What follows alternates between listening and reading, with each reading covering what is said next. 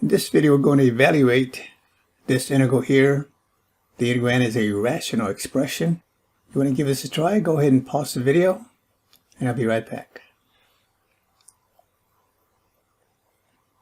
Okay, now the degree of the numerator is less than the degree of the denominator. So if you wanted to use partial fractions, that condition is satisfied. Now the other thing is this in simplified form? Let's look at the numerator and factor it out. This will factor into x minus 2 and x plus 1. And then the question is, does x cubed minus 2x minus 4, the denominator, have also one of these factors? The easiest way we can test it is we got x minus 2, plug in 2.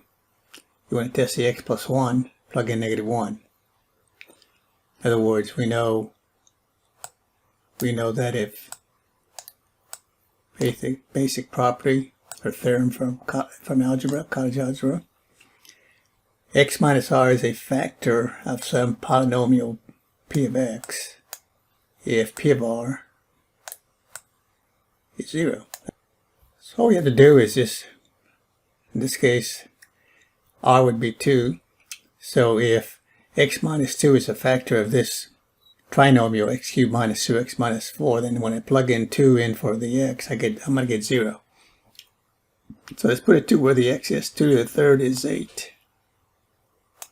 2 times a minus 2 is a minus 4, and a minus 4. That gives me 0. So I know that x minus 2 is a factor of the denominator. So it's not in simplified form. So let's do this. Let's take the coefficients, use synthetic division, so that it'd be coefficient of x cubed and the denominator is 1. We don't have an x squared, so the coefficient is 0. Then we got an x minus 2 and minus 4. So all I'm going to do here is I'm dividing this trinomial by the factor x minus 2. And I can do that synthetically just by putting a 2 here. Bringing this down here as 1. 2 times 1 is 2. Bring it over. 0 and 2 is 2. 2 times 2 is 4. Minus 2 and 4 is 2. And then 2 times 2 is 4. I get 0. So that also confirms it, that x minus 2 is a factor. So what I have then is the factors of x cubed minus 2x minus 4 are x minus 2. And of course, all I'm doing here is I'm dividing this trinomial by x minus 2. And this is my quotient. Started off with degree 3. This is degree 2. So this becomes x squared plus 2x plus 2. So now I rewrite this and say this is going to equal 2. I'm going to divide out. Okay, so let's reduce this x minus 2. And the x minus 2 is going to divide out. Of course, it's going to leave me with this. Because this x cubed minus 2x minus 4 is the product of x minus 2 and this trinomial here. So if I'm reducing it here, that leaves me simply with x plus 1 over that trinomial. X squared plus 2x plus 2. So instead of using partial fractions here, I simply look at this and say, well, the derivative of the denominator is 2x plus 2.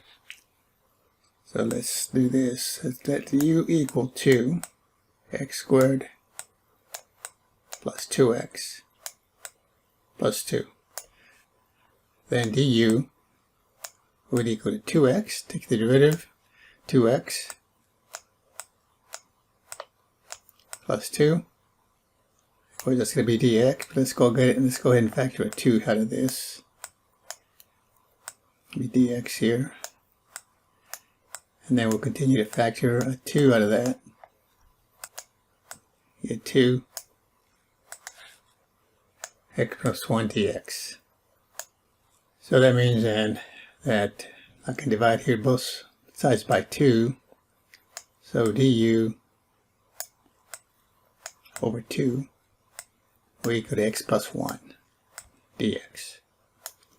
So normally when you see something like this, a rational expression, you think, well, partial fractions. But notice because of the simplification here, we can just use a simple u substitution, and then this x plus 1 here times dx, that's x plus 1 dx, can be replaced by du over 2.